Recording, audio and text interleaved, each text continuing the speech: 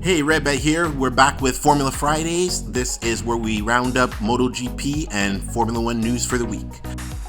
Just a reminder to like and subscribe. We're trying to build the subscribers up. Like and subscribe. First up, Red Bull cost cap. So Red Bull was deemed to have gone over budget by the FIA, and Red Bull was given a $7 million fine and a 10% on the reduction on the aerodynamic testing for the next 12 months. The FIA listed 13 errors listed by Red Bull. Some of the errors had to do with catering costs, costs of sick and disability leave, bonuses paid to team members since Max won the title, taxes, power unit costs, hotel and flight costs. There were 13 errors listed in depth by the FAA. They're a little bit too in depth. We're gonna actually have to go through them in a separate video. And Christian Horner, team principal of Red Bull, said they were erroneous and draconian. He had some quotes before the Mexican Grand Prix. Had it dragged out through the administration process to go effectively appeal, that would have taken months. We accepted the penalties begrudgingly, but we accept them. The cost cap is an important part of Formula 1, it is an important part of the future, but it has to be in a manner that is consistent and applicable and developed, Horner said. The aero limits will impact the 2024 car. Aston Martin was also deemed to have breached a cost cap at a smaller scale. They were fined $450,000 US plus administration costs. And it was said the ABA concerns there was a procedural breach committed by AMR, which is Aston Martin Racing, pursuant to Article 8.2E of the financial regulations due to the failure to file accurate full-year reporting documentation in respect to the 2021 full-year reporting period because it inaccurately excluded and or adjusted costs in the calculation of relevant costs. So they're basically saying the accounting looked funny in the light. Lewis Hamilton is looking at signing a new contract with Mercedes in the next couple months. He's 37, and this year he's without a win this season, which would be his first in 15 years if he ends up without a win in the season. He stated, "I'm planning to do a multi-year deal with the team. I really don't know what the next 5 years will hold, and I think we're still trying to work on that. I think there's more stuff to achieve together. I just don't know how long." If Lewis Hamilton did this, it would bring him to around the age of 42. That would be pretty old for a Formula 1 driver, but Lewis Hamilton has the skills that even at that age, he would still be able to be a very great team player. Mexican Grand Prix will be around to at least 2025. This race weekend is expected 350,000 fans. F1 had agreed to new terms with the Mexican city government and local promoter CIE to keep the race on schedule until 2025.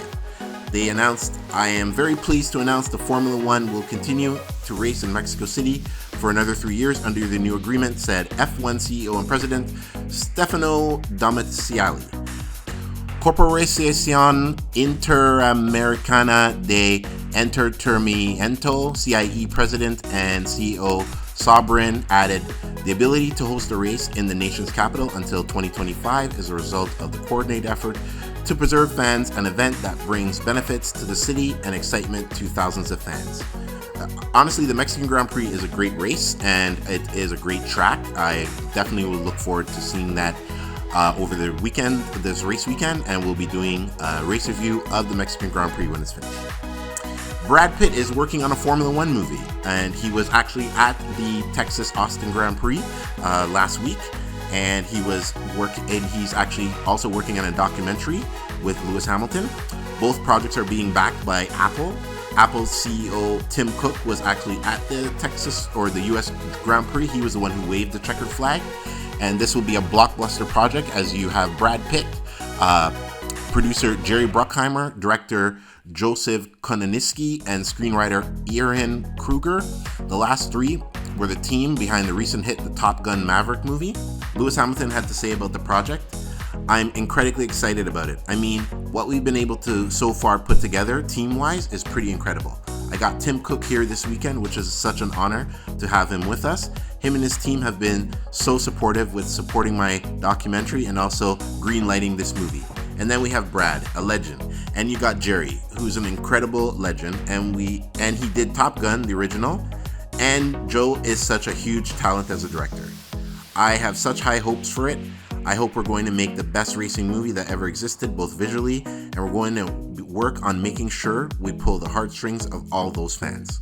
Those involved in the movie made a presentation to F1 team bosses at the US Grand Prix last week. Joan Mir is looking to have surgery on he's having arm pump issues. He noticed he was having no power in his right arm to brake properly during the Malaysian Grand Prix. And this is also known medically as the compartment syndrome.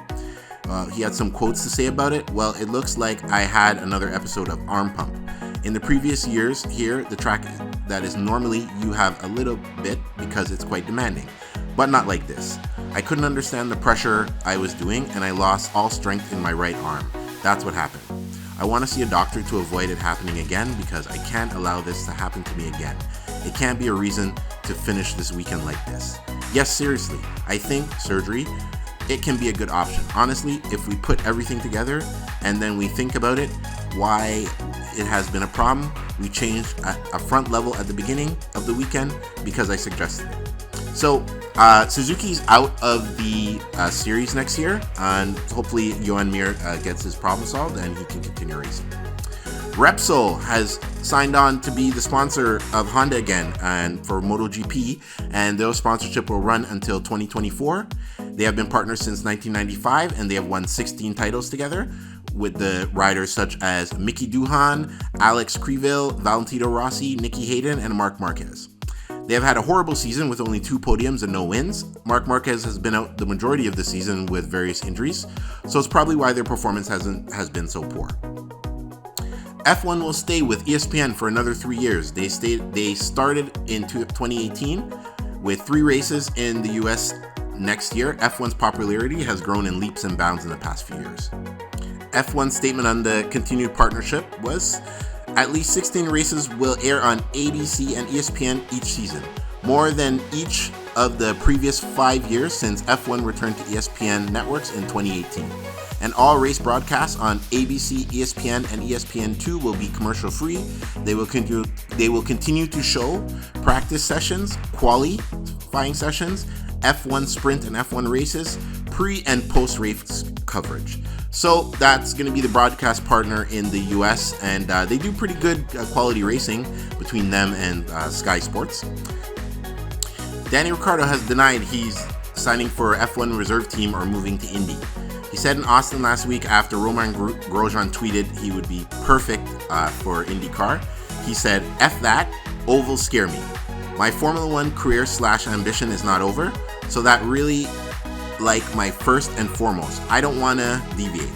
I would say primarily for that reason, but also ovals, nah. 10 years ago, I would have said yes, I'm okay with that, but I'm not okay with ovals." So he's not really fond of oval tracks, which IndyCars definitely race on a few oval tracks in their season, including the Indianapolis 500. Max Verstappen dedicated his last win at the US Grand Prix to Red Bull team founder Dietrich Mateschitz. He had happened to say, "This definitely means a lot to me, given Mateschitz' role in his F1 career." He said it was so instrumental. "You really wanted to have a good result today, and this feels amazing." They also wrapped up the World Constructors title at the US Grand Prix, so he had to say, "We had a really big chance to win the Constructors title here. Of course, you want to do that in style, and I think we did that today." So he actually, Dietrich Mateschitz died last week, and we have a video on the channel. I'll leave a description in the description box in regards to if you want to find out more about Dietrich Mateschitz' life and his involvement as the Red Bull team owner. Lance Stroll was given a 3-place grid penalty for his crash with Alonso at the US Grand Prix. There was a crash on lap 22 where Alonso had gone airborne and ended up on the other side of the track near a barrier. Stroll race was finished, but Alonso was able to limp back to the pits and gain a new wing. Stroll and Alonso met with FIA stewards after the race at the Circuit de Americas, where it was decided that Stroll was predominantly to blame for the crash, resulting in a 3-place grid penalty for Mexico. Stewart said, "It was clear to us that the driver of car 18 made a late move in reacting to the overtaking attempt by the driver of car 14 by moving to the left," Stewart said. The stewards determined that the driver of car 18 was predominantly to blame, as well as there's a 3-place grid penalty. Stroll also picked up 2 penalty points on his FIA Super License, taking him up to 5 for the 12-month period. And that's the racing news for the week for MotoGP and Formula 1. Be on the lookout for more videos on the channel. We're going to be doing a review of the Mexican Grand Prix. Please like and subscribe. Redbet signing off.